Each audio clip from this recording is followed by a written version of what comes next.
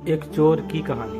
پرانے وقت کی بات ہے، ایک چور جو پوری عمر چوریاں کرتا رہا، اس پر تھوڑے بڑھاپے کے آثار ظاہر ہوئے۔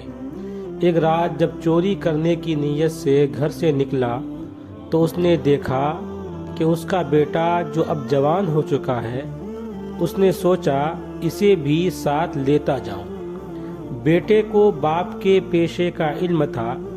راستے میں جاتے ہوئے اس کا گزر ایک گاؤں کے سامنے سے ہوا تو باپ نے بڑے فخریہ انداز میں اپنی مونچھوں کو تاؤ دیتے ہوئے بتایا کہ بیٹا، وہ گھر جس میں لالٹین جل رہا ہے، اس گھر میں نے 7 دفعہ چوری کی ہے۔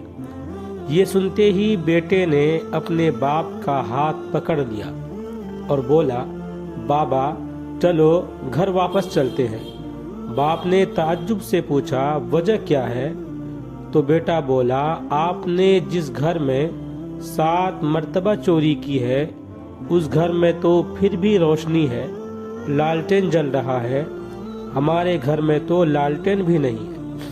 اگر 2 نمبر طریقے سے ہی کامیابی ملتی، جیسا کہ ہماری آج اکثر سوچ ہے کہ 2 نمبری کیے بغیر کاروبار ہی نہیں ہوتا، تو ہم دھوکے میں ہیں، کیونکہ ایسا کبھی نہیں ہو سکتا کہ ہم دوسروں کا گھر اجاڑ دیں اور ہمارا گھر بس جائے۔